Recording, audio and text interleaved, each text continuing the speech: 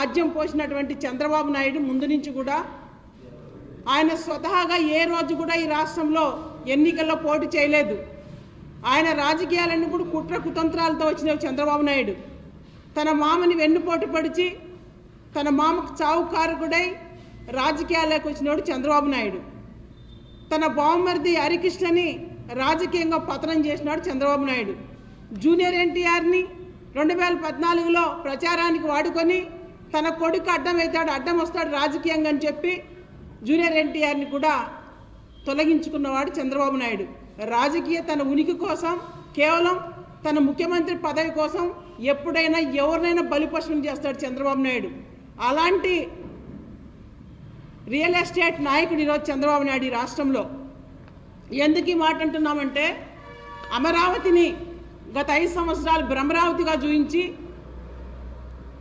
Graphics అమరావతిగా చూయించి తన బినామీలని తన real ఎస్టేట్ని మరి ఈరోజు రేట్లు పెంచుకోవడానికి ఒక దొంగ పాదయాత్ర చేస్తూ మరి ఈరోజు ఉత్తరాంధ్ర ప్రజలపైన వాళ్ళ మనోభావాలు దెబ్బతినే విధంగా మీరు ప్రవర్తిస్తున్నటువంటి తీరు రాష్ట్రంలో ప్రజలందరూ చూశారు. మీ ఇద్దరు ఆడినటువంటి డ్రామాలు, మీ ఇద్దరు యాక్షన్స్ ఏ విధంగా ఉన్నాయి ప్రజలందరూ చూశారు. చంద్రబాబు నాయుడు, పవన్ కళ్యాణ్. మరి నిజంగా పవన్ కళ్యాణ్ ఈరోజు గొప్పలు చెప్తున్నాడు. నేను ప్యాకేజ్ నాయకుడిని కాదు ఇలా అంటే ఏదేదో మాట్లాడాడు. పవన్ కళ్యాణ్ బీజేపీతో ఊడిగం చేశాను ఇంకా నా వల్ల కాదంటున్నాడు. బీజేపీతో ఊడిగం చేసినట్టు నువ్వు బీజేపీతో చేతగాదు ఎందుకంటున్నావు? నీకు అక్కడ ప్యాకేజీ వర్కౌట్ కాదని. ఇక్కడ చంద్రబాబు నాయుడు ఏదైతే 3 ప్రాంతాలని అడ్డుకొని 3 ప్రాంతాలు అభివృద్ధి చెందకుండా తన 29 గ్రామాలు రియల్ ఎస్టేట్ని ఏ విధంగా పెంచుకోవాలని చూస్తున్నాడో, దానికి రేట్లు రావాలని పాదయాత్ర చేస్తున్నాడో దానికి ఒత్తాస పలుకుతూ ఈరోజు నువ్వు చంద్రబాబు నాయుడు దగ్గర ఒక బ్రోకర్ లాగా, ఒక విలన్ లాగా ఈరోజు ఆయనకు ఊడియం చేస్తే ఒక బ్రోకర్ లాగా మిగిలిపోతున్నావు అక్కడ. ఆ విధంగానే ఈరోజు నీకు అక్కడ చంద్రబాబు నాయుడు దగ్గర ప్యాకేజీ కోసం ఇంకా ఇలా మాట్లాడితే ప్యాకేజ్ ఎక్కువ వస్తుంది అని చెప్పి ఒక దురుద్దేశంతోనే ఈరోజు ప్యాకేజీకి ఆశపడి చంద్రబాబు నాయుడుతో నువ్వు మిలాఖత్ అయ్యావు. రాష్ట్ర ప్రజలందరూ చూశారు మిమ్మల్ని నిన్న. ప్యాకేజ్ అంటే ఏదో అన్నావు, అన్న అర్ధ గంటకే నువ్వు నోవాటెల్ హోటల్కి వెళ్ళి చంద్రబాబు నాయుడు ఆయన ఆలింగనం చేసుకున్నావు. అంటే దీని అర్థమైంది మీ ఇద్దరి డ్రామా రాజకీయాలు. మరి మీరు ఏ విధంగా ఈ రాష్ట్రంలో ఓటుకు నోటు కేసులో తెలంగాణను వదిలిపెట్టి పారొచ్చి ఇక్కడ దాక్కున్నాడు చంద్రబాబు నాయుడు. ఇదే చంద్రబాబు నాయుడు ప్రజాస్వామ్యం. ఇవన్నీ అప్రజాస్వామికంగా నడుచుకోలేదు చంద్రబాబు నాయుడు.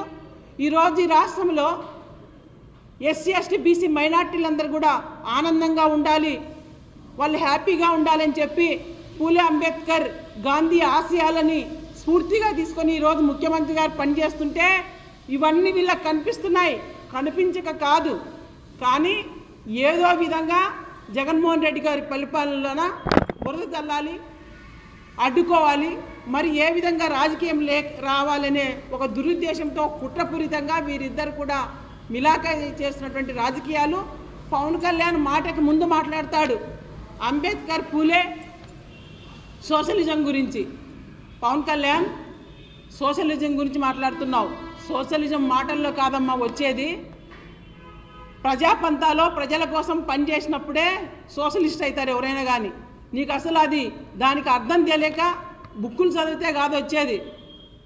ప్రజల కోసం ఎప్పుడైతే మనం కష్టపడి పనిచేస్తామో, ప్రజల కష్ట సుఖాల్లో భాగం అవుతామో అప్పుడు దాని యొక్క అర్థం తెలుస్తుంది. పవన్ కళ్యాణ్ ఏదో లక్షల వేల బుక్కులు చదివితే కాదు వచ్చేది.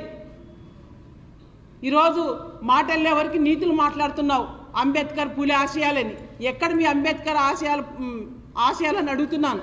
ఈరోజు జగన్మోహన్ రెడ్డి గారు ఆ ఆశయాల స్ఫూర్తితో ముందుకెళ్తుంటే అడుగడుగున దుష్ప్రచారాలు చేస్తూ, గోబెల్స్ ప్రచారం చేస్తూ ఎంత దుర్మార్గాన్ని పొడిగట్టారు మీరిద్దరు.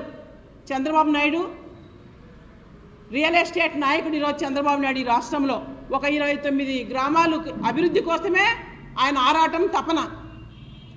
మరి మన జగన్మోహన్ రెడ్డి గారి తపన, ఆరాటం 26 జిల్లాల ప్రజల అభివృద్ధి, సంక్షేమం. ఉత్తరాంధ్ర, రాయలసీమ, అమరావతి. జగన్మోహన్ రెడ్డి గారు అమరావతికి వ్యతిరేకం కాదే, అమరావతిని కూడా అభివృద్ధి చేయాలంటున్నారు, రాయలసీమను అభివృద్ధి చేయాలంటున్నారు, ఉత్తరాంధ్ర ప్రజలను అభివృద్ధి చేయాలంటున్నారు. అన్ని ప్రాంతాలు అభివృద్ధి చెందినప్పుడే ఈ రాష్ట్రం అన్ని రంగాల్లో ముందుకు పోతుందన్నటువంటి నమ్మినటువంటి నాయకుడు జగన్మోహన్ రెడ్డి గారు. కాబట్టే ఆ లక్ష్య సాధనలో పనిచేస్తుంటే వీళ్ళకి అవి గిట్టడం లేదు, రుచించడం లేదు. ఎంతసేపు ఉన్నా వాళ్ళ పార్టీ ఉనికిని వాళ్ళ యొక్క స్వప్రయోజనాలకే వాళ్ళు విలువిస్తున్నారు తప్పితే ఈ రాష్ట్ర ప్రజలు కానీ, ఈ రాష్ట్రం అభివృద్ధి చెందాలని కానీ, ఈ రాష్ట్రంలో అన్ని వర్గాల ప్రజలు ఆనందంగా సుఖంగా ఉండాలని వీళ్ళకి ఏ క్వశ్చనే లేదు. ఎందుకంటే చంద్రబాబు నాయుడు యొక్క నైజం అంతా కూడా కుట్రాలు, కుతంత్రాలు. గత 5 సంవత్సరాలు కూడా వైఎస్ఆర్ పార్టీ ఎమ్మెల్యేలని కొనుగోలు చేసి ఆ పార్టీని ఇబ్బందికి గురి చేసి మరి 4 మంత్రి పదవులు ఇచ్చి ఎంత దుర్మార్గాన్ని పొడిగట్టాడు చంద్రబాబు నాయుడు. చంద్రబాబు నాయుడు అన్నీ కూడా కుట్ర రాజకీయాలు, నీతిమాలిన రాజకీయాలు అనేవి ప్రజాస్వామ్యవాదులు, ఆంధ్ర రాష్ట్ర ప్రజలందరూ వీళ్ళ పట్ల చాలా అప్రమత్తంగా ఉండాలని చెప్పి నేను ఒక బీసీ మహిళగా ఈ ఆంధ్ర రాష్ట్ర ప్రజలందరూ కూడా విజ్ఞప్తి చేస్తున్నాను. ఇంత దుర్మార్గమైనటువంటి వీళ్ళని మనం చెప్తూనే వచ్చాం, వీళ్ళ ఇద్దరి ప్రవర్తన ఈ రాష్ట్రంలో ఇలాగా ఉంది అని. దానికి నిన్న ఆజ్యం పోశారు ఇద్దరు కూడా ఒకరినొకరు హత్తుకొని ఎంత దుర్మార్గానికి ఈరోజు ఈ రాష్ట్రంలో వాళ్ళు పాల్పడుతున్నారనేది ఈ ఆంధ్ర రాష్ట్ర ప్రజలందరూ కూడా చూస్తున్నారనేది నేను ఈరోజు ఈ నాయకులకి హెచ్చరిస్తున్నాను. ఈ రాష్ట్రంలో మీరు ఏదైనా ఈ రాష్ట్రానికి పనిచేయాలి, ప్రజలకు పనిచేయాలని ఒక ఆలోచనతో మీరుంటే ఈ రాష్ట్ర ప్రజలు మీకు ఏదైనా గౌరవం ఇస్తారు. లేదంటే చంద్రబాబు నాయుడు 2019లో మీకు ప్రజలు ఏ విధంగా బుద్ధి చెప్పారో ఆ రోజు కనీసం కుప్పంలోనైనా గెలిపించారు చంద్రబాబు నాయుడిని. ఈరోజు మిమ్మల్ని కుప్పంలో కాదు, ఈ రాష్ట్రంలో ఎక్కడ గెలిపారు చంద్రబాబు నాయుడు? మొన్న స్థానిక ఎన్నికల్లోనే మీకు ప్రజలు బుద్ధి చెప్పారు. మీకు ఒక సీటు కూడా ఇవ్వలేదు స్థానిక ఎన్నికల్లో. మున్సిపాలిటీ కూడా కుప్పం వైఎస్ఆర్ పార్టీనే కైవసం చేసుకోయింది. కాబట్టే జగన్మోహన్ రెడ్డి గారు ప్రజలు మీ పట్ల లేరు, ప్రజలంతా కూడా సంక్షేమం అభివృద్ధి పట్లే ఉన్నారు, ప్రజలు దీన్నే కోరుకుంటున్నారు. అందుకే 2024లో 175కి 175 స్థానాలు మనకి ఎందుకు రాకూడదు అని చెప్పి ఛాలెంజ్ చేస్తున్నారు ముఖ్యమంత్రి గారు.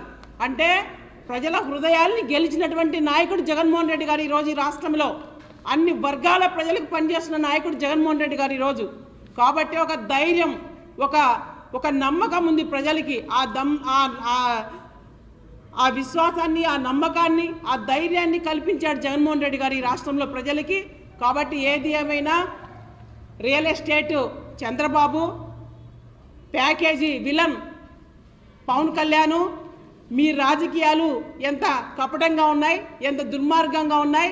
మీ స్వలాభం కోసం ఈ రాష్ట్రంలో మీరు పనిచేస్తున్నారు తప్పితే రాష్ట్రం కోసం, ప్రజల కోసం పనిచేయటం లేదు అనేది ఈరోజు ఈ రాష్ట్రంలో ఉన్నటువంటి మహిళామ తల్లులు, విద్యార్థులు, యువకులు, రైతులు అందరూ కూడా అర్థం చేసుకుంటున్నారు. ఈ ప్రభుత్వం, జగనన్న ప్రభుత్వం అన్ని వర్గాల ప్రభుత్వంగా ఈరోజు దేశానికే ఆదర్శంగా ఈ ప్రభుత్వం నిలబడింది అనేది ప్రజలందరికీ తెలుసు. కాబట్టే మీరు ఆ యాంగిల్లో మరి మీరు ముందుకు పోతే బాగుంటుంది చంద్రబాబు నాయుడు. లేదంటే ఖచ్చితంగా ప్రజలు మీకు బుద్ధి చెప్పే రోజులు మరి దగ్గర పడ్డాయి. మీకు ఈసారి డిపాజిట్లు కూడా రావు. ఎందుకంటే లాస్ట్ టైం 2019లో నువ్వు అమరావతి అంటున్నావు, మరి మిగతా 2 ప్రాంతాలను వదిలేసావు. రాయలసీమ, ఉత్తరాంధ్ర ప్రజలు మీకు కావట్టడం లేదు. ఎంతసేపు ఉన్నా మీకు మీ స్వార్థ రాజకీయాలు అమరావతి అంటున్నావు. అమరావతికి సమీపంగా ఉన్న మంగళగిరిలోనే నీ కొడుకును గెలిపించలేదు 2019లో. మరి ఇంకా మీకు ఎక్కడ ప్రజలు మీకు పట్టం కడుతున్నారు? మీవన్నీ కూడా దుష్ట రాజకీయాలు, స్వార్థ రాజకీయాలు అనేది ప్రజలు అర్థం చేసుకుని 2019లోనే నీ కొడుకు లోకేష్ బుద్ధి చెప్పారు. ఈరోజు 2024లో మీ దుష్ట రాజకీయాలకి, మీ కుట్ర రాజకీయాలకి ప్రజలు బలికారు. ఖచ్చితంగా ప్రజలు అన్నీ కూడా తెలుసుకుంటున్నారు, అప్రమత్తం అవుతున్నారు. ఖచ్చితంగా మీకు 2024లో ఎక్కడ కూడా ఈ రాష్ట్రం మీకు డిపాజిట్లు రావనేది నిన్న జరిగినటువంటి సంఘటనే ఉదాహరణలు. చంద్రబాబు నాయుడు, పవన్ కళ్యాణ్ మీకు హెచ్చరిస్తున్నాం ఈ సందర్భంగా. హాయ్ ఫ్రెండ్స్, మా టుడే టుమారో యూట్యూబ్ ఛానల్ చూస్తున్నందుకు చాలా థ్యాంక్స్. మరిన్ని లేటెస్ట్ వీడియోస్ కోసం వెంటనే సబ్స్క్రైబ్ చేయండి. అలాగే ఈ బెల్ ని కూడా రింగ్ చేసేయండి. మా నోటిఫికేషన్స్ అన్ని మీ మొబైల్లో వస్తాయి.